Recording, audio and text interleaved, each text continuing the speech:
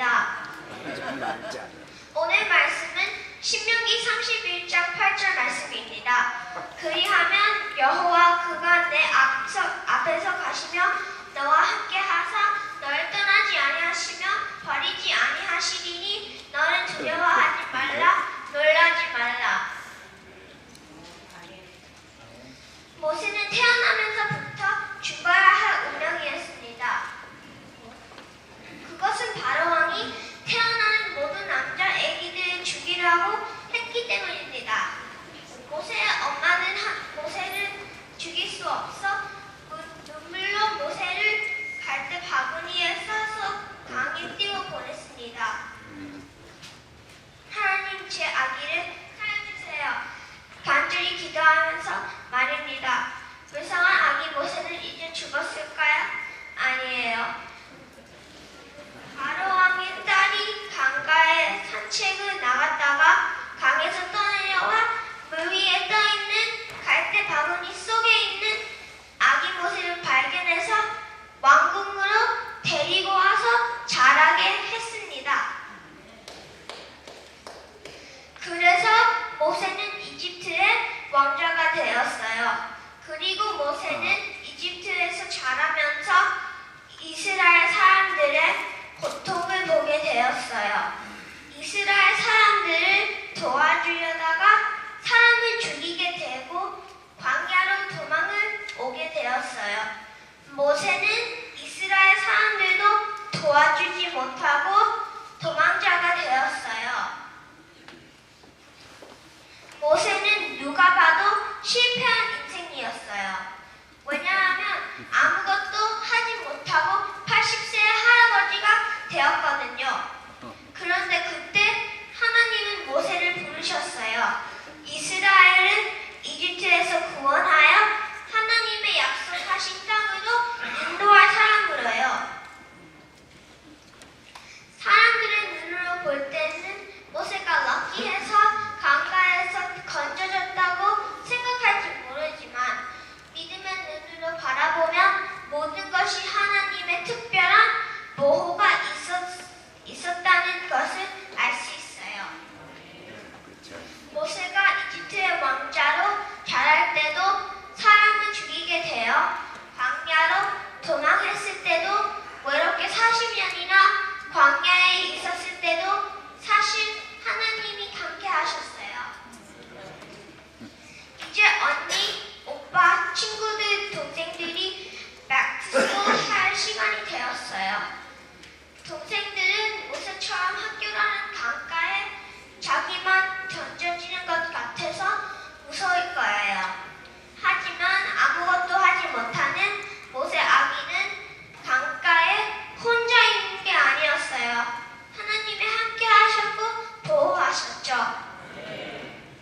또 모세처럼 자기 힘으로 이것저것 해보다가 실패하고 어려웠던 기억들 때문에 힘든 오빠나 언니들도 있을 거예요. 하지만 하나님은 그것을 통해서 더 멋진 사람으로 훈련시키고 계신 거예요. 저도 이제 두려워하지 않을 거예요. 모세와 함께한 하나님께서 이제 나와 함께 하신다는 사실을 믿거든요. 여호와 하나님은 나의 앞으로 가시며 나와 함께 하시며 나를 떠나지 아니하시며 버리지 아니하시는 분이니까요. 백투스쿨 하는 우리 모두를 위해서 여기 예배드리는 모든 성도님들께 기도를 부탁드리겠습니다.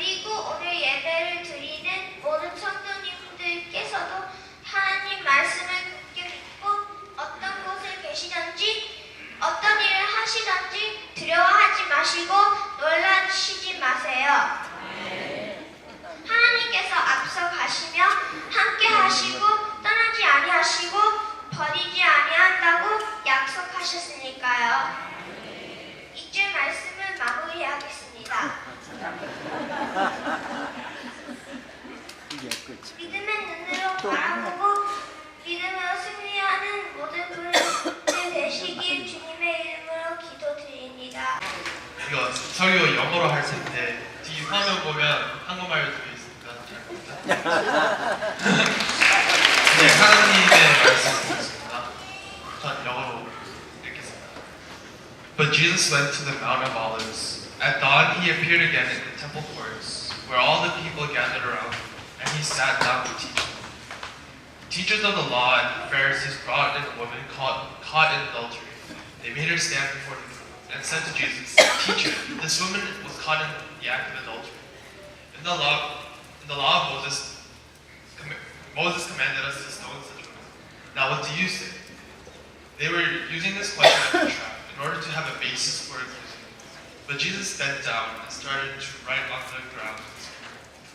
When they kept on questioning him, he straightened up and said to them, "Let any one of you who is without sin be the first to throw a stone at her." Again he stooped down and wrote on the ground. At this, those who heard began to go away one at a time, the older ones first, until Jesus was left with the woman still standing there.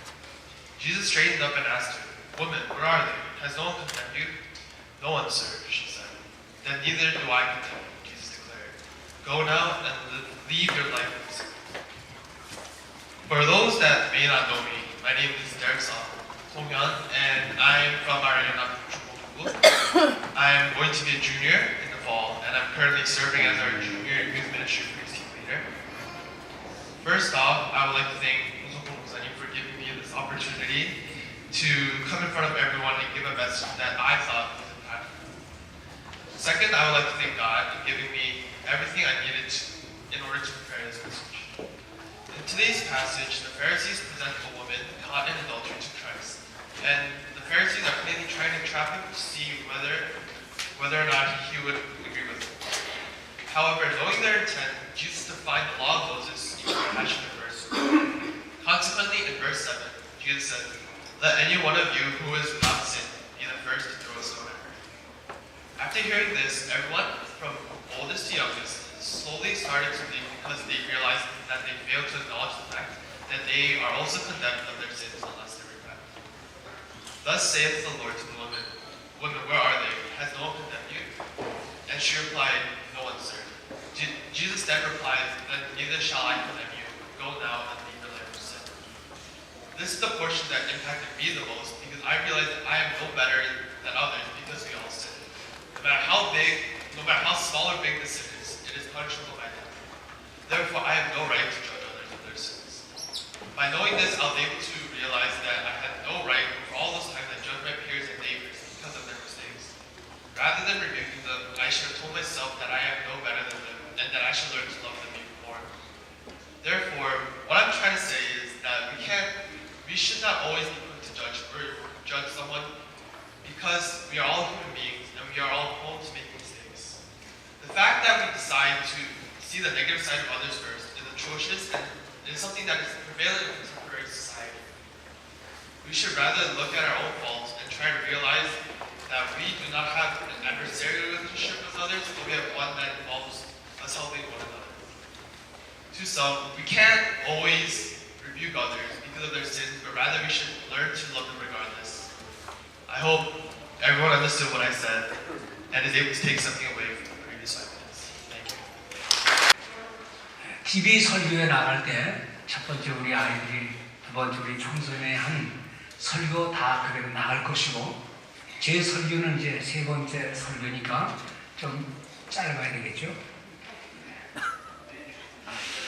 오늘의 시대를 한마디로 말하면 이렇게 아름다운 모습의 예쁜 꽃이 우리 주변에 있는, 그래서 기쁨과 감사와 할렐루야를 소리치는 그런 시대가 되고 있다면 얼마나 좋을까요?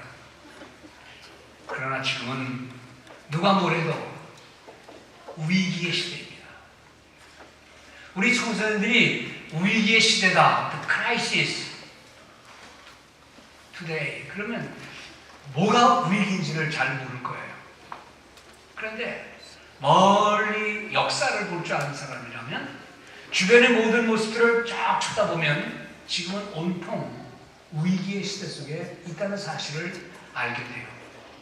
지금 먹고 사는 문제만 생각한다면 맛있는 음식 앞에 맛있다라고 말할지 모르지만 이 음식을 얻기 위해 부모들이 행한 치사한 일들, 땀 흘리는 일들, 집안을 유지하기 위해서 이 각박한 악한 세상에서 자녀들을 행복하게 만들기 위해서 이 시대는 얼마나 우리에게 고통을 안겨주는가, 얼마나 많은 위기가 우리 주변에 있습니까? 금방 들려온 남북 간의 어려운 긴장관계, 수소폭탄을 완성해서 실험에 성공했다는 이 기가 막힌 일들, 그 못지않은 폭탄들이 세계 여기저기에 산지에 있고 강대국이 가지고 있는 수천 개들의 그 폭탄들을 보면은요, 이게 무시무시한 세상이에요.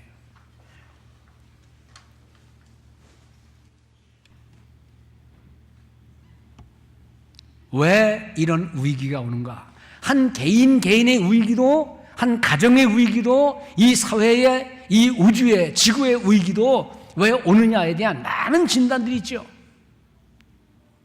교육이 모자라서, 돈이 없어서, 우리 기독교인으로서 할 수 있는 딱 한 가지 말이 있어요. 그것은요, 하나님을 떠난 인생들의 위기의 문제예요. 하나님을 인정하지 않는 악한 시대의 열매를, 그 독한 열매를 우리는 먹고 있는 거예요. 지금 여기 계신 대부분의 어른들은 대충 그냥 어려운 시대를 살았으니까. 그런데 이 젊은이들, 어린 우리 자녀들의 미래의 세계는 앞으로 참담한 모습이 될 거예요.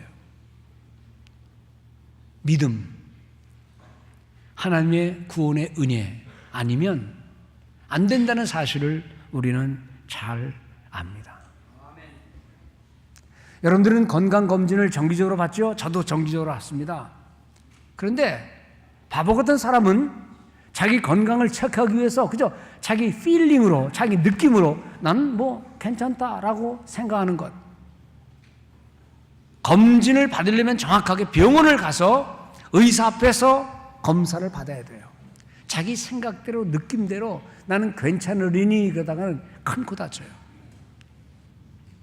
이 우리의 삶을 진단할 때에 그 위기나 또는 진정한 즐거움이나 이 모든 걸 극복하는 길은 어디에 있는가? 우리의 느낌이 아니에요. 인생에게 있는 게 아니에요. 우리 어린 자녀들이 볼 때 그런 건 생각할지 못한다 할지라도요, 우리 어른들은 다 알잖아요.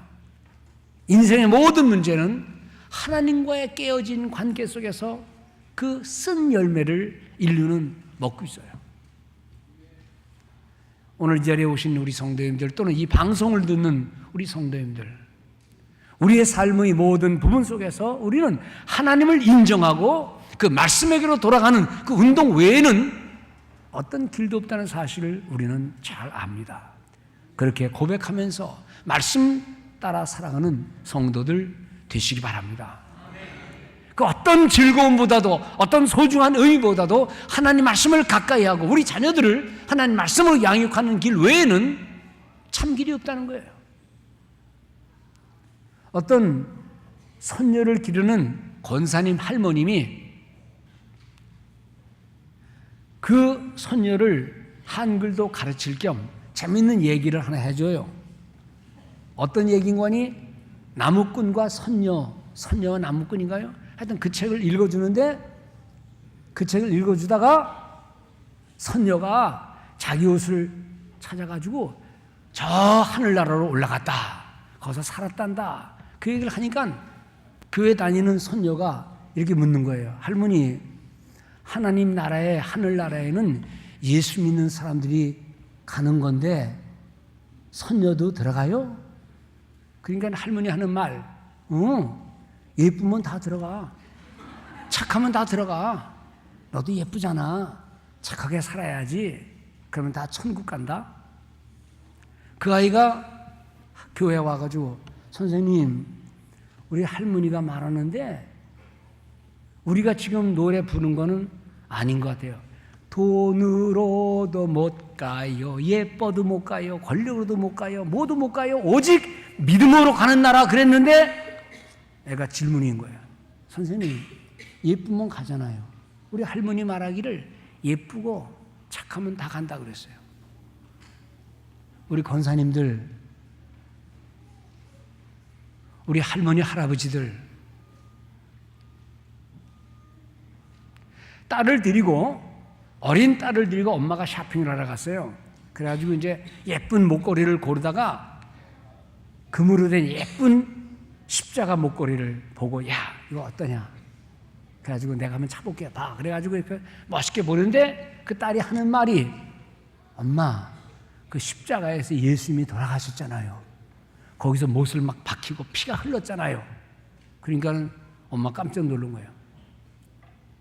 아무리 많은 옷걸이를 하고 뭐 목걸이하고 뭐 물건 사도 자기는 십자가를 볼 때 한 번도 예수 그리스도의 십자가의 죽음, 피 흘린 곳 그렇게 생각은 안 했는데 장식품으로만 생각했는데 이 아이는 엄마 그 십자가에서 예수님이 돌아가셨어요. 우리 자녀들을 향한 부모님들의 교육은 어떠한가? 가끔 우리 학부모님들 가운데 저한테 전화해서 목사님 우리 전도사님이 가르쳐 줬다는 거 우리 어느 목사님이 가르쳐 줬다는 거 조금 이상해서 내가 전화한 거예요. 뭡니까?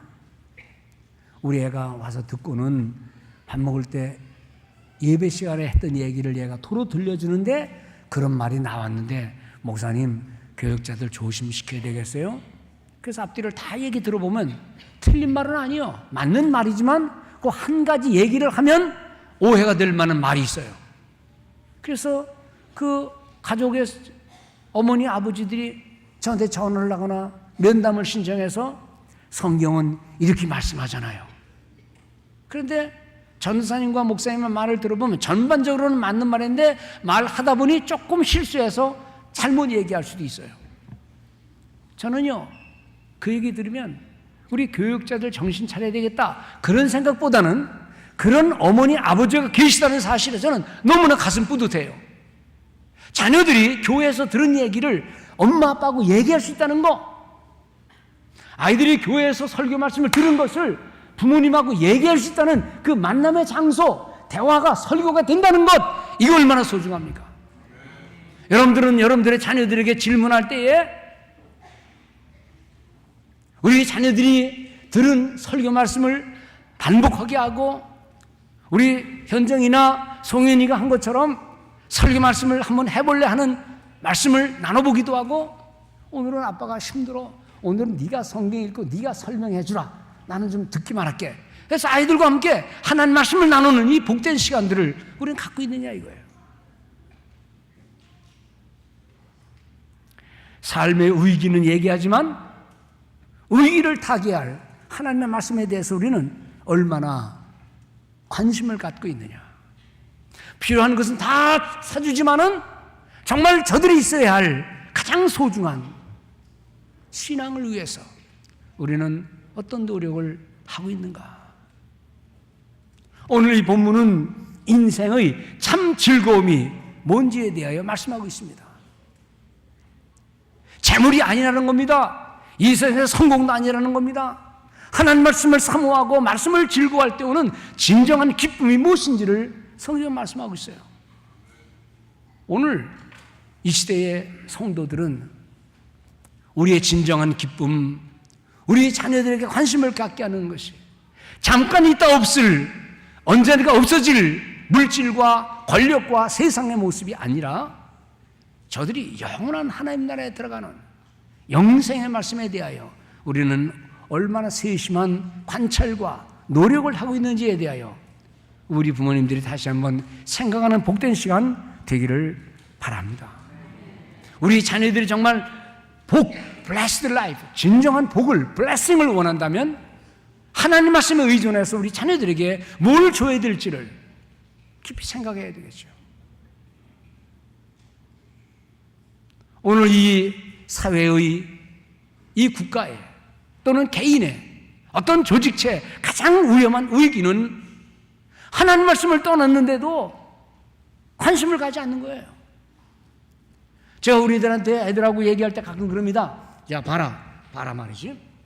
엄마 아빠가 너희들에게 자동차도 사주고 밥도 먹여주고 집도 사주고 인류 대학 갈 수 있도록 학교도 공부시켜주고 그랬는데 그 아이가 공부하면서 다 자기가 잘나서 한 것처럼 어머니 고맙습니다, 아빠 고맙습니다, 자기 머리 좋은 것도 부모님 이 인헤리턴스 유전받은 거예요.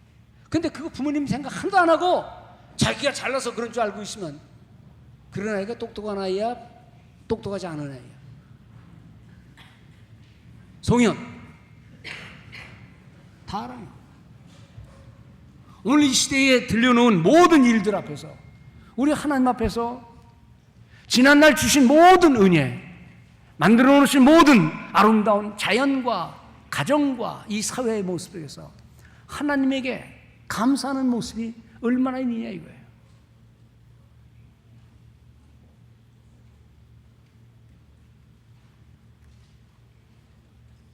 여러분들 중에 다 우리 자식들을 하버드 대학 보내기를 원하고 예일 대학 보내기를 원하고 코넬 대학 보내기를 원하고 프린스턴 대학 보내기를 원하고 뭐 좋은 거 다 배우기를 원하죠.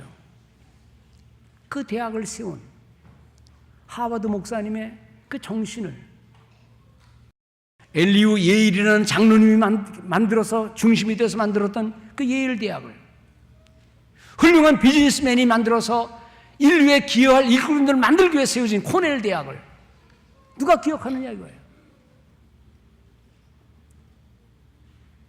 우리가 잘 아는 대로 저 리버사이드 처치를 건축하신, 세우신 훌륭한 록펠러라는 사람 있잖아요.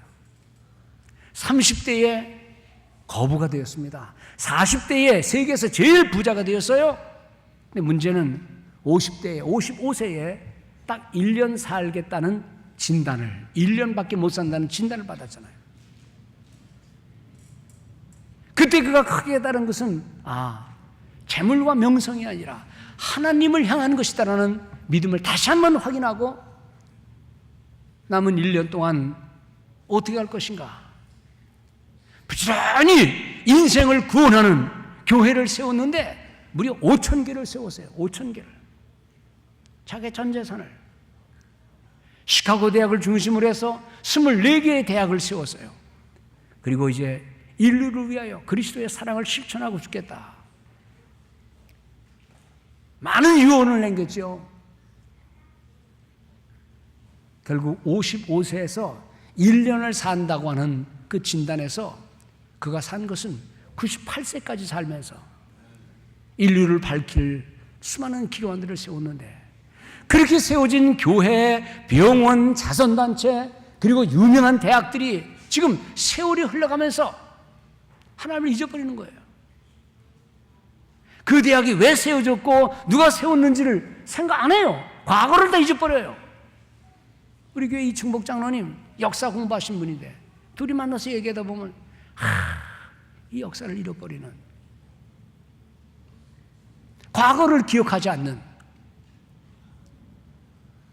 오늘 이 시대의 이 흐름 속에서 우리는 성경을 사랑하고 하나님 말씀을 중심으로 살아가고 우리 젊은이들에게, 우리의 자녀들에게 하나님 말씀 중심의 삶을 살 수 있도록 우리 어른들이 격려해야 될 줄로 믿습니다.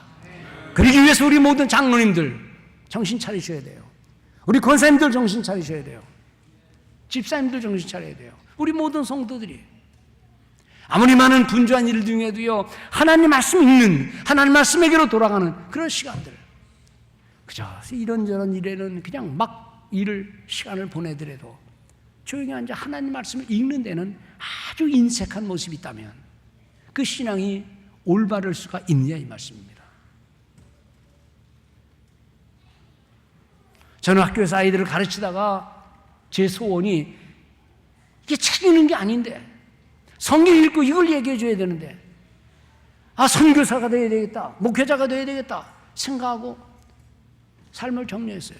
지금도 보면은요, 지금도 성경 읽을 시간이 별로 많이 없어요. 그러니까 지금은 또 어떤 꿈을 가지고 있느냐, 은퇴해봐라, 내가 그때는 많이 읽을 것이다. 그런데 후회할 것 같아요. 은퇴하고 나서 성경 읽다가 이게 깊은 의미가 깨달아지면 내가 왜 이 말씀을 성도들하고 나누지 못했을까? 내가 이것을 왜 나누지 못했을까? 후회하는 마음이 있을 것 같아서 저도 성경을 봐요. 여러분들은 눈이 희미해지기 전에, 기억력이 점점 사라지기 전에 하나님 말씀으로 집중하여 우리의 삶을 새롭게 하는 우리 모든 복음의 성도들 되시기 바랍니다. 무슨 무기를 가지고, 무슨 좋은 걸 가지고 우리 자신들을 믿음의 길로 인도하고 우리 자녀들을 믿음의 길로 인도할 수 있느냐? 요즘 여행하다 보면은요, 어떻게 옛날에는 여행했을까? 내비게이션 없이 어떻게 갔을까? 그런 생각을 많이 하잖아요. 종이에다 잔뜩 새까맣게 적고 가다가 길을 잃어버려서도 아주 혼난 적이 한두 번이 아닙니다. 요즘에는요, 내비게이션만 틀면 그냥 아무 생각 없어도 돼요. 거기서 말까지 나와요. 모르고 지나가면 뒤로 뺏기래요. 그러니 그런 내비게이션이 어디 있어요? 여러분들, 내비게이션. 그 말이 어디서 나온 줄 아세요? 네이브는 여러분들 앉아있는 회중석이에요. 인생에 가는 방향을 어떻게 가야 될지 모를 때에 회중석에 앉아서 여호와의 말씀을 들을 때에 인생에 가는 길을 발견하기 위해서 그 단어에서 내비게이션이라는 말이 나온 거예요. 여러분들, 주의 말씀입니다. 우리가 방황할 때에, 낙심될 때에, 기분 나쁠 때에, 속상할 때에 다른 것이 아니라 하나님의 말씀 위로 돌아가서 거기서 위로받고 새 힘 얻고 여러분들의 가야 될 길을 발견하는 우리 모든 복된 성도들 되시기 바랍니다. 그래서 시편 110편에는 뭐라고 했어요? 주의 말씀은 내 발의 등이요 내 가는 길의 빛입니다. 요즘 애들은요, 이건 무슨 말인지 몰라요. 아니, 길 가면 되지 왜 등에 왜 빛이 있어야 됩니까? 옛날에는 말이지 이런 빛이 없었거든. 전기는 1920년, 30년에 나온 거야. 그전에는 없으니까 등불을 들고 걸어가는 거야. 이렇게 등불을. 그래야 걸음이 안 미끄러지지. 운동이 안 빠지지. 이게 등이야, 등. 등을 멀리 비추면 멀리 보이고 가까이 비추면 내 앞길이 보이는 거야. 이게 뭐냐? 뭐라 했어요? 주의 말씀은 믿습니까? 지금 당장 어떤 어려움이 있을 때 하나님 말씀을, 여기 성경에 주의 말씀을 펴면 unfolding the scripture, 성경을 펴면 길이 보입니다. 주의 말씀이에요. 여러분들, 우리 자녀를 어떻게 키울지 모르겠죠? 아이들이 잘못 갈 때 어떻게 해야 될지 모르겠죠? 속상한 일이 있을 때 성경은 뭐라고 말합니까?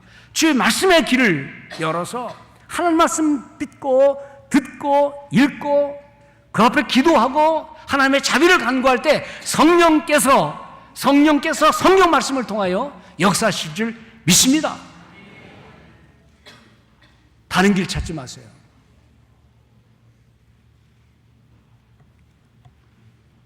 우리가 살아가는 사회의 이 아름다운 모든 기관들, 과거를 따져보면요, 다 성경의 사람들이, 하나님의 사람들이 세운 기관이에요. 근데 이제 하나님을 안 믿어요. 그러니 이 사회가 어떻게 되겠어요? 이 사회가 어떻게 되겠어요? 수천 수만 명이 모이는 스포츠 기구들이 있죠. 골프 대회에 얼마나 사람이 많이 모입니까? 축구 시합에 얼마나 많이 모입니까?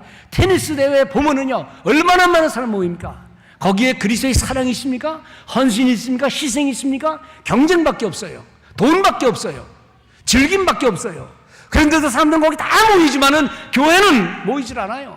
하나님 말씀 듣는 데는 아주 인색해요. 설교 시간 조금만 길면 자기들이 즐길 땐 다 즐기고 놀 때는 실컷 놀고, 하나님 말씀 조금만 길어지면 이게 오늘 이 시대의 질병이에요.